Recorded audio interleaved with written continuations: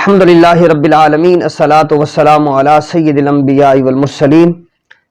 السلام علیکم ورحمۃ اللہ وبرکاتہ۔ تجوید آن لائن کے ساتھ تجوید و قراءت کے دوسرے سیشن کے ساتھ ہم حاضر ہیں۔ آج کے سبق میں ہم جو چیزیں پڑھیں گے وہ مخارج کی تعریف، حرکات کا بیان اور چند ایک اور علامتوں کی تعریف پڑھیں گے۔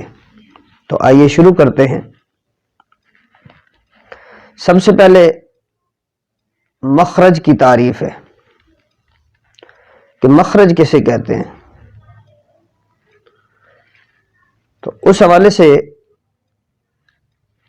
پچھلے نشست میں بھی ہم اس کے حوالے سے تھوڑا سا پڑھ چکے ہیں کہ منہ کا وہ حصہ جہاں سے حروف ادا ہوتے ہیں مخرج کہلاتا ہے۔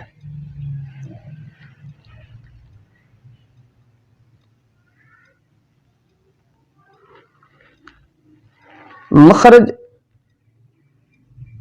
خروج کو کہتے ہیں جہاں سے کوئی چیز خارج ہوتی ہے، ایگزٹ اور خروج، اور اصطلاحی معنی میں یہ لغوی معنی میں جہاں سے کوئی شے نکلتی ہے، جہاں سے کچھ خارج ہوتی ہے، ایگزٹ ہوتی ہے، تو جہاں سے ہو رہی ہے ایگزٹ اس کو مخرج کہتے ہیں۔ تو اصطلاحی معنی میں یہ ہے کہ منہ کے جس حصے سے حروف ادا ہوتے ہیں وہ مخرج ہے۔ تو مخرج معلوم کیسے کر دیں؟ مخرج معلوم کرنے کا ایک بڑا خوبصورت اور پیارا سا طریقہ ہے، اور وہ یہ ہے کہ جس حرف کا مخرج معلوم کرنا ہے، اور یہاں پہ یہ بات بھی یاد رکھنی ہے، ہم اسے حرف کہیں گے، حرف نہیں کہیں گے۔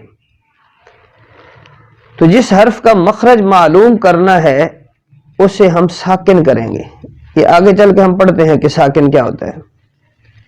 پھر اس کے ما قبل یعنی اس سے پہلے جو حرف ہے وہ حمزہ مفتوحہ لائیں گے، یعنی جس حرف کے ساتھ جس حرف کا ہم نے مخرج ڈھونڈنا ہے اس پر ہم جزم لگائیں گے، اس سے پہلے حمزہ ہوگا اور اس حمزہ کے اوپر زبر ہوگی۔ تو حمزہ مفتوحہ یعنی زبر والا حمزہ لگا کر پڑھیں گے۔ جیسے ہمارے پاس حرف ہے با، تو با سے پہلے ہم حمزہ لائے اور اس کے اوپر ہے زبر، تو ہم نے پڑھا حمزہ زبر با اب، حمزہ زبر با اب۔ پھر ہم نے میم ساکن لیا، تو میم ساکن سے پہلے ہم نے پھر وہی فارمولہ، وہی قاعدہ جو ہے وہ دہرایا۔ ہم الف یعنی حمزہ جو ہے اس پر فتحہ زبر لگائی اور میم کے ساتھ اس کو ملا کے پڑھا حمزہ زبر میم ام، حمزہ زبر میم ام۔ تو آپ نے دیکھا کتنی آسانی سے اس کا مخرج ہونٹوں کے خشک حصے سے، یہ جو باہر کا حصہ ہے یہاں سے ادا ہو رہا ہے۔ اور جب پڑھا حمزہ زبر با اب اب، تو یہ ہونٹوں کا جو اندر کی طرف والا تر حصہ ہے وہاں سے ادا ہو رہا ہے۔ اس کے بعد ہم حرکات دیکھیں گے۔ حرکات اپنے لغوی معنی میں یہ حرکت کی جمع ہے، اور حرکت جگہ چھوڑنے کو، ایک جگہ سے دوسری جگہ کی طرف موو ہونے کو حرکت کہتے ہیں۔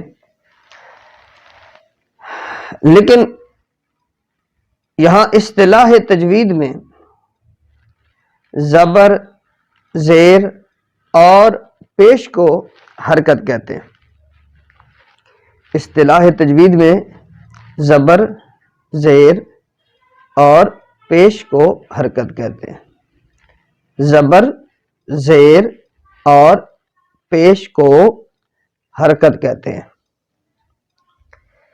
لیکن یہ زبر، زیر اور پیش یہ تو عربی کے نام نہیں ہیں، یہ تو ہم اردو میں اس کو زبر، زیر اور پیش بولتے ہیں جو ہم نے فارسی سے لیا ہے.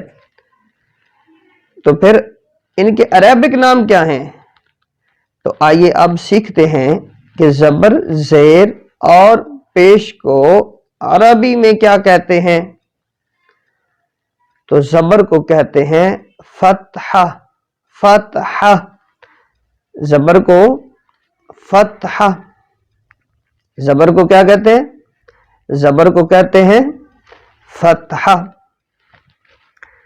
اور زیر کو کسرہ، کسرہ، زیر کو کہتے ہیں کسرہ. اور پیش کو کہتے ہیں ضمہ، ضمہ، پیش کو ضمہ کہتے ہیں. اب جن حروف پر حرکات ہوتی ہیں ان کو متحرک کہتے ہیں، اور اسی طرح ان کو پھر الگ الگ کر کے اگر ہم دیکھیں گے تو جس حرف پر فتحہ ہوگی اسے مفتوح، مفتوح، مفتوح کہیں گے. فتحہ والے حرف کو کیا کہیں گے؟ مفتوح. اور جس کے نیچے کسرہ ہوگی اسے مکسور کہیں گے. مکسور، مکسور، کیا کہیں گے؟ مکسور. اور جس پر ضمہ ہوگی اسے مضموم، مضموم، مضموم. ضمہ والے حرف کو مضموم کہیں گے. حرکت کو حرکت کیوں کہتے ہیں؟ حرکت کو حرکت اس لیے کہتے ہیں کہ فتحہ، کسرہ، ضمہ یہی تو ہیں جن کی وجہ سے وہ جو حرف ہے وہ متحرک ہوا ہے. یہ حرف کو چلانے کے کام آتے ہیں یہ سائن، یہ علامتیں. تو اس سے حرف چونکہ حرکت کرنا شروع ہوتا ہے تو یہ جو سائن ہیں، یہ جو علامتیں ہیں، ان کو حرکات کہتے ہیں. اب ایک اور سائن ہے جس کو، ایک اور علامت ہے جس کو کہتے ہیں سکون. کیا کہتے ہیں؟ سکون. اس کو جزم بھی کہا جاتا ہے. تو سکون یا جزم یہ چھوٹی سی دال حروف کے اوپر بنی ہوتی ہے. جب بعض اوقات چھوٹا سا 8 لکھا ہوتا ہے جو اردو والا 8 ہے، تو چھوٹا سا 8 لکھا ہوتا ہے، یہ چھوٹی سی دال بنی ہوتی ہے، تو اس کو کہتے ہیں جزم. کیا کہتے ہیں؟ جزم. اور اس کو سکون بھی کہتے ہیں. تو جس حرف پر سکون کی علامت ہوگی اس حرف کو ہم ساکن کہیں گے. جس حرف پر سکون کی علامت ہوگی اسے ساکن کہیں گے. تو ساکن کسے کہیں گے؟ جس پر سکون ہوگا اسے ساکن کہیں گے، یعنی غیر متحرک. اب اس سے اگلا جو سائن اور جو علامت ہم پڑھنے جا رہے ہیں وہ ہے شد یا تشدید. شد یا تشدید. تو چھوٹا سا مختلف حروف پر آپ نے دیکھا ہوگا کہ جیسے ڈبلیو ہوتا ہے تو ایسے چھوٹا سا وہ بنا ہوتا ہے. تو اس علامت کو شد کہتے ہیں. تشدید بھی کہتے ہیں، شد بھی کہتے ہیں. اور جس حرف پر تشدید ہو اسے مشدد کہتے ہیں. کیا کہتے ہیں؟ مشدد. جس حرف پر تشدید ہو اسے مشدد کہتے ہیں.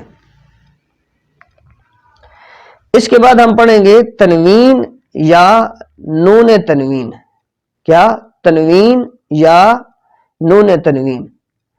تو دو زبر یعنی فتحتین، دو زبر، دو زیر یعنی کسرتین، اور دو پیش یعنی ضمتین کو تنوین کہتے ہیں۔ دو زبر، دو زیر، دو پیش، فتحتین، کسرتین، ضمتین کو تنوین کہتے ہیں، اور جس پر تنوین ہو اسے منون کہتے ہیں، جس پر تنوین ہو اسے منون کہتے ہیں، جس پر تنوین ہو اسے منون کہتے ہیں۔ تو آج کا سبق مکمل ہوا، امید ہے کہ آپ کو اچھی طرح سے سمجھ آ گیا ہوگا۔ انشاءاللہ اگلی نشست میں اگلے سبق کے ساتھ دوبارہ حاضر ہوتے ہیں۔ والسلام علیکم ورحمۃ اللہ وبرکاتہ۔